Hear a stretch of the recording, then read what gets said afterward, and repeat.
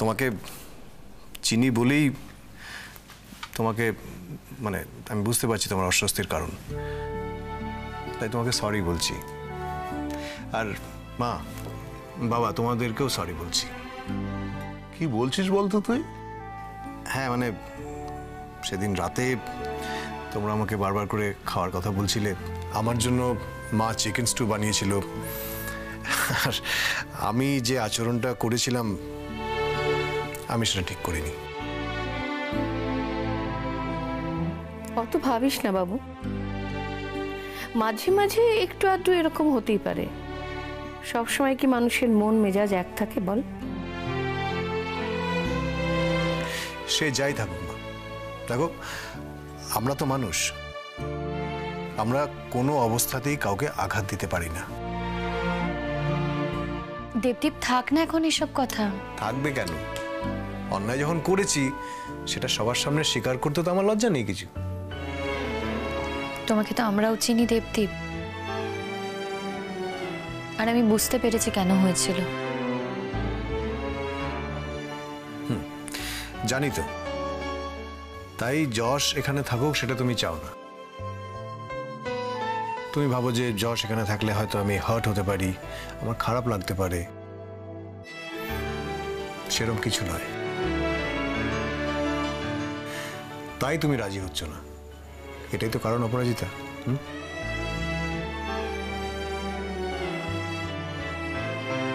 আমি তোমাকে বিশ্বাস করি অপরাজিতা, তুমি আমাকে কোনোদিন ঠকাবে না। সেই জোর, সেই বিশ্বাসটুকু আমার তোমার উপর আছে, সম্পূর্ণ আছে। দেখো যশ এ বাড়িতে এসে থাকলে তুমিও ভালো থাকবে, আমিও ভালো থাকবো, সবাই ভালো থাকবে। যে মানুষটা দুদিন পর চলে যাবে তাকে আমরা একটু ভালো, একটু আনন্দে, একটু শান্তিতে রাখতে পারি না? তার জন্য যদি আমাদের মাঝে মধ্যে একটুখানি কঠিন পরিস্থিতির মধ্যে পড়তে হয়, দ্যাট ইজ ফাইন। আর এটা নিয়ে ভাবার সময় কিন্তু এখন নয়। বাবু একদম ঠিক বলেছে, আমি সম্পূর্ণভাবে একমত বাবুর সাথে। বাবু কাল তুই কখন যশকে বাড়িতে আনবি বলতো? দেখি সকালের দিকে নিয়ে আসবো। সব বিষয়ে তুই আমাকে এরকম লাস্ট মোমেন্টে কেন জানাস বলতো? তোর মাথায় যখন বিষয়টা ঘুরছিল তুই আমাকে সকালে বলতে পারতি, তাতে আমার একটু সুবিধা হতো। আচ্ছা সব কিছুতে খুঁত ধরা কি তোমার স্বভাব? কি বা হচ্ছে এখন জানালে? শোনো, তোমাকে তো সংসারে কোনো দায়িত্ব নিতে হয় না, কিচ্ছু করো না, তাই তুমি আর কথা বলো না। যশ কোন ঘরে থাকবে সেটা আমাকে ঠিক করতে হবে, সেটাকে আমি কাল সকালে রেডি করতে পারবো?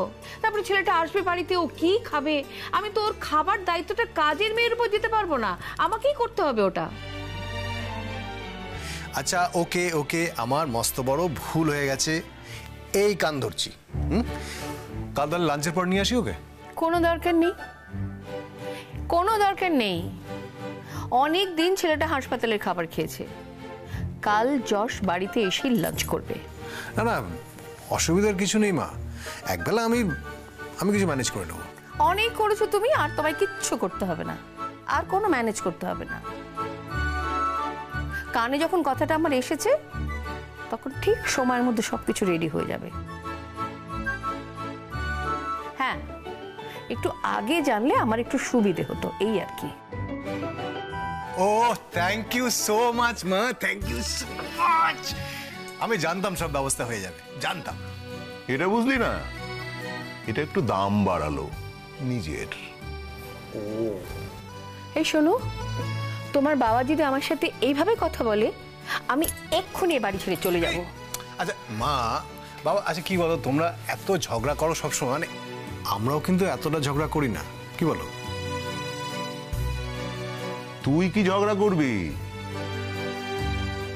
অপরাজিতার মতো এরকম মেয়ে কোনোদিন পাবি? সাত চরেও রা করে না আমার লক্ষ্মী মা। কি তুমি কাঁদছো কেন?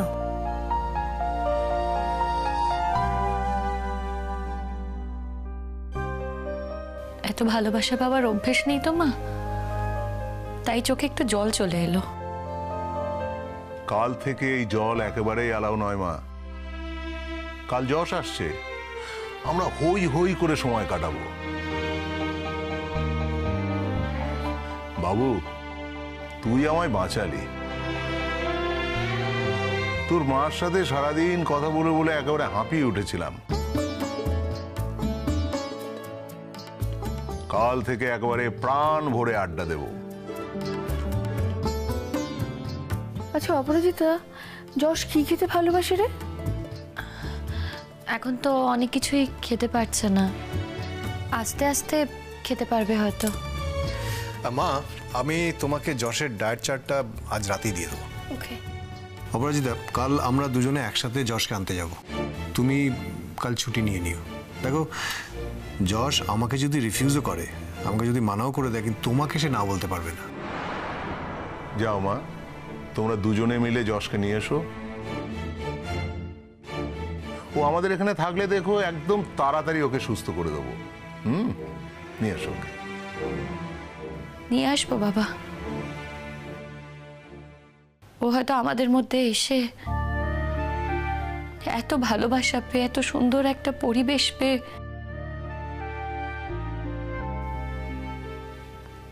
ওর হয়তো বেঁচে থাকার ইচ্ছেটা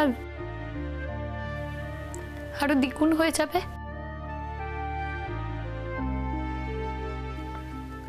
যশের জীবনটা তো অশান্তিতে ভরা, কোনোদিনও শান্তি পাইনি।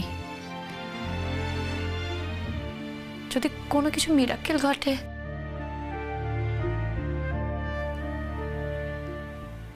যদিও খুব বেঁচে যাওয়ার বাঁচার ইচ্ছেটা যদি বেড়ে যায়, যদি পুরোপুরি সুস্থ হয়ে যায় না, তাহলেই ভালো। তাই যেন হয় ঠাকুর, তাই যেন হয়।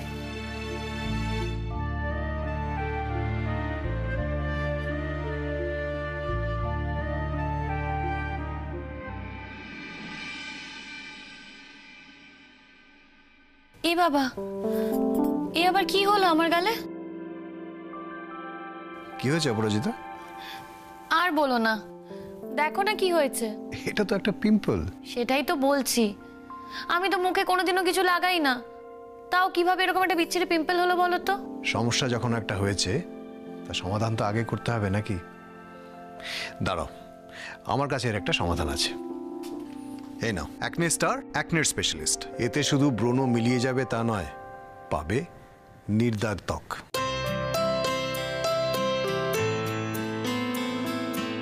সত্যি কাজ করবে? অবশ্যই, শুধু 3টে ধাপ। 3টে ধাপ? প্রথমে ব্যাকটেরিয়া নাশ করে, দ্বিতীয় ব্রণ দূর করে, আর সব শেষে পরিষ্কার ত্বক। তোমাকে যে কি বলে ধন্যবাদ জানাবো। আমি অবশ্যই ব্যবহার করব acne star acne specialist.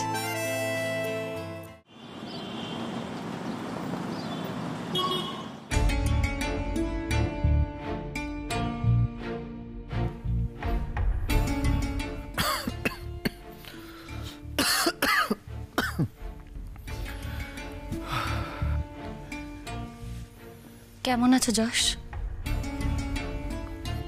Better. আজ তুমি বাড়ি যাবে? বাড়ি? তুমি কি আমার বাড়িতে জানিয়েছো? না, আমার বাড়িতে জানিয়েছি। তোমার বাড়িতে? বুঝলাম না ঠিক। তুমি এখান থেকে বেরিয়ে আমাদের বাড়িতে যাবে, আর এখন থেকে তুমি ওখানেই থাকবে। কি বলছো? সেরকম কি হয় নাকি? কেন হয় না? না দেবদীপ,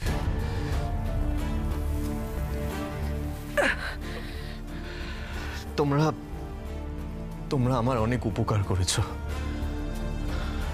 এর থেকে বেশি ফেভার আমি তোমাদের থেকে আর নিতে পারবো না। দেখো, আমরা হচ্ছে গিয়ে তোমার বন্ধু, রাইট? তাছাড়াও তুমি হচ্ছে আমার পেশেন্ট, সুতরাং তোমার ক্ষেত্রে আমি যা ডিসিশন নেব সেটাই কিন্তু হবে ফাইনাল। কেন কেন আর কমপ্লিকেশন বাড়াচ্ছ বলো তো?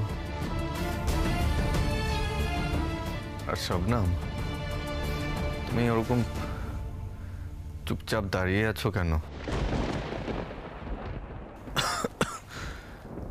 তুমি তো আরো দেবদীপকে বোঝাবে। দেবদীপকে আমার বোঝানোর কিছু নেই যশ, তুমি আমাদের সাথে চলো। আমি তো জেনে শুনে তোমাদের বিপদের মুখে ঠেলে দিতে পারি না। আচ্ছা, তুমি কোন বিপদের কথা বলছো বলো তো? আমার বাড়ির লোকজন এটা মানবে না। তোমাদের দুজনের জীবন দুর্বিষহ করেছে ওরা। ওরা খুব অশান্তি করবে। তাহলে সেদিন তুমি রোহিণীকে তাড়িয়ে দিতে বললে কেন? কি লাভ হলো রোহিণীকে তাড়িয়ে দিয়ে? মানে সেই তো তুমি রোহিণীর সাথে গিয়েই থাকবে। আমি অন্য কোথাও চলে যাব। আচ্ছা, ইমপ্র্যাকটিক্যাল কথা বলে কোনো লাভ আছে যশ? বলো তো, তুমি অন্য কোথাও মানে তুমি কোথায় গিয়ে থাকবে? তোমার শরীরের এই অবস্থা, তোমার টেক কেয়ার কে করবে বলো তো? দেখো, আজ যদি তোমার কিছু হয়ে যায় তাহলে সবাই কি বলবে? সবাই বলবে যে আমি তোমার proper take care, proper treatment করতে পারিনি। না দেবদীপ, আমার কিছু হবে না। আমি নিজেও তো একজন ডাক্তার। আমি তোমার কোনো কথা শুনবো না, ব্যাস। আমরা তোমাকে আমাদের বাড়িতে নিয়ে যাব, অ্যান্ড দ্যাটস ফাইনাল। আমি সব রেডি করে ফেলেছি। দেখো যশ, মা কিন্তু সকাল থেকে ঘর গোছাচ্ছে, হ্যাঁ, সবকিছু রেডি করছে তুমি যাবে বলে। আমি কিছু শুনবো না, তোমাকে যেতে হবে। তোমার জন্য রান্না করছে আর তুমি এই কথা বলছো? হ্যাঁ, অপরাজিতা বোঝাও ওকে। যশ, তুমি এত কিছু ভেবো না। তুমি চলো না আমাদের সাথে। দেখো, বাড়িতে গেলে তোমাকে অশান্তির মধ্যে থাকতে হবে। আর দেবদীপের পক্ষে পসিবল না ও বাড়িতে গিয়ে তোমার ট্রিটমেন্ট করা, কারণ দেবদীপ ও বাড়িতে গেলে ওরা আরো অশান্তি বাড়াবে। আর তোমাকে তো সারা জীবন ও বাড়িতে থাকতে বলছি না, যতদিন অবধি সুস্থ হচ্ছ ততদিন অবধি থাকো, তারপর তোমার যেখানে ইচ্ছে সেখানেই চলে যেও। তোমরা কেউ আমার দিকটা ভাবছো না। আমরা শুধু তোমার দিকটাই ভেবেছি যশ, তাই যাতে তোমার ভালো হয় সেই মতোই ব্যবস্থা নিয়েছি। দেখো, তুমি খারাপ থাকলে আমরা কেউ ভালো থাকবো না। আর ওই বাড়িতে গেলে তুমি কিন্তু ভালো থাকবে না যশ, তুমি খারাপ থাকবে।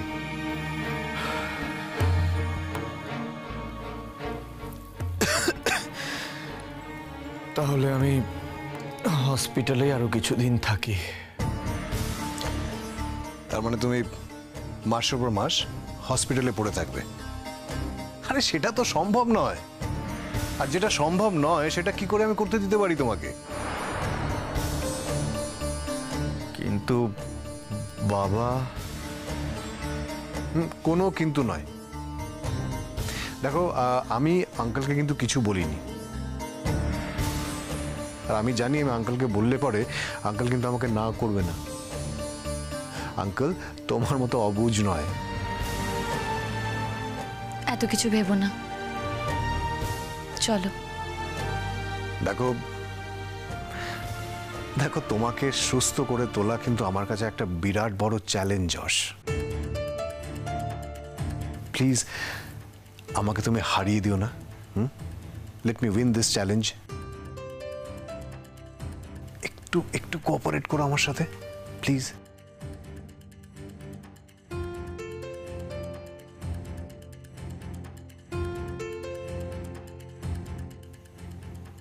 ঠিক আছে, আমি যাব। That's like a good boy, fantastic. তাহলে আমি বলে দিচ্ছি তোমার চেঞ্জটা রেডি করতে। আমি তোমার ডিসচার্জ সার্টিফিকেটটা রেডি করছি, ঠিক আছে? এ কি আপনি আপনি এখানে কেন এসেছেন? সেই কৈফিয়ত আমি তোমাকে দেব, তাই কি? অফকোর্স দিতে হবে। যশের ট্রিটমেন্টটা আমি করছি। কেন ভুলে যাচ্ছ? আমি তো যশের মা। দেবদীপকে আমি বলেছি তোমাদের কাউকে আমার কেবিনে অ্যালাউ না করতে। বাহ, তোমরা তো দেখছি ডাক্তারের সাথে সাথে ভালো ব্রেন ওয়াশটাও করতে পারো। এটা আমার জানা ছিল না তো। কেউ আমার ব্রেন ওয়াশ করেনি। আমার যেটা মনে হয়েছে আমি সেটাই বলেছি। যার ব্রেন ওয়াশটা করা হয় না সে কিন্তু বুঝতে পারে না তার ব্রেন ওয়াশ করা হয়েছে। যশ, আজ তোমার কাছে তোমার মা, তোমার মায়ের থেকে এরা আপন হয়ে গেল। তোমার এসব অবান্তর প্রশ্নের উত্তর দেওয়ার প্রয়োজন আমি মনে করি না।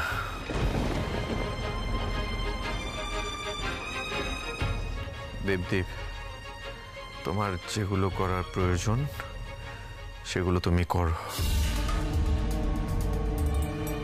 বেরোতে হবে তো। তুমি বেরোবে মানে? তোমাকে ডিসচার্জ করে দিচ্ছে? হ্যাঁ, আর আজ থেকেও আমাদের বাড়িতে থাকবে। কি? যশ আমার সাথে আমার বাড়ি যাবে? না আন্টি, যতদিন না পর্যন্ত যশ সুস্থ হচ্ছে ততদিন অবধি আমাদের বাড়িতেই থাকবে। চুপ করো। তুমি কি প্ল্যান করছো? দুই স্বামীকে নিয়ে সংসার করবে? তোমার এই ইচ্ছেটা আমি পূরণ করতে প্লিজ পারবো। Mind your language Mrs Bose. এখনো পর্যন্ত আমি কিছু বলিনি, কিছু করিও নি। এবার কিন্তু যা যা করার আমি করব। ভয় দেখাচ্ছেন নাকি? আমি কিন্তু ভয় পাই না। আমি যেটা করব সেটা বলে দিলাম। আমার ছেলে যদি ভালো ভালো বাড়ি না যায় আমি পুলিশ ডাকবো। আমি ফিরবো না। রোহিণীর সাথে এক ছাদের তলায় আমি কোনো মতেই থাকবো না। রোহিণী তোমার ওয়াইফ? ও একজন খুনি। যশ, একজন খুনির সাথে আমি সংসার করতে পারবো না। যশ প্লিজ, যশ আন্টি প্লিজ, যশকে এভাবে জোর করো না, যশের শরীরটা আরো খারাপ হবে। কি হয়েছে? আমার ছেলের কিসে ভালো হবে কিসে মন্দ হবে সেটা আমি বুঝবো না মা হয়ে? অবশ্যই আপনি শুনতে বাধ্য, আপনি শুনতে। আর যদি না শোনেন তাহলে কিন্তু রোহিণীর মতো আপনাকেও এখান থেকে বার করে দিতে আমি বাধ্য হব। এত বড় কথাটা আমাকে বলছো তুমি? আমি ম্যানেজমেন্টের সাথে কথা বলবো, দেখি একজন মা তার ছেলেকে এখান থেকে নিয়ে যেতে পারে না পারে না। শুনুন, আপনি যেখানে খুশি যান, যার সাথে খুশি কথা বলুন, যশকে আপনি এখান থেকে নিয়ে যেতে পারবেন না। That's my challenge. তুমি না কঙ্কনা বসুকে চেনোনি এখনো, কিন্তু আমি আজ পর্যন্ত জীবনে যা চেয়েছি তাই পেয়েছি, আজও তাই হবে, দেখে নিও। আপনার মতো মানুষকে চেনার কোনো দরকার আমার নেই। এক্সকিউজ মি, আমাদের এখন যেতে হবে। তোমরা যেখানে খুশি যাও না ভাই, আমার ছেলেকে আমি নিয়ে যাব, দ্যাট ইজ ফাইনাল। আপনি তোতা পাখির মতো একই কথা বারবার কেন বলে যাচ্ছেন বলুন তো? Will you shut your mouth? আমি নিয়ে যাব বলেছি, নিয়ে যাব। তুমি এখনো আমাকে চেনোনি, আমি বলে দিচ্ছি বারবার। আমি কিচ্ছু ভুলিনি। এমন একজন মার সাথে কথা বলছি যার মা হওয়ার কোনো যোগ্যতাই নেই। এই মুখটা সামলে কথা বলো। আরে পরাগ, তুমি? হ্যাঁ, চলে এলাম, কারণ আমি তোমার থেকে এদেরকে ভালো করে চিনি, ভালো করে জানি, ভালো করে বুঝে গেছি এরা কি টাইপের মানুষজন।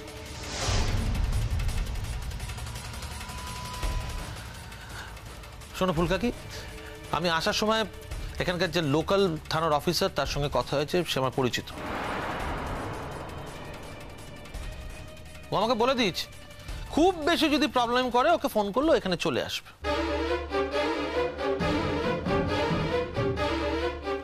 ভালোই করেছো। আমি ভাবছিলাম পুলিশকে ইনফর্ম করব। ওরা ভাবছে ওরা যশকে ওদের বাড়িতে নিয়ে যাবে। শাবনাম, তোমরা এটা বড্ড বেশি বাড়াবাড়ি করে ফেলছো না?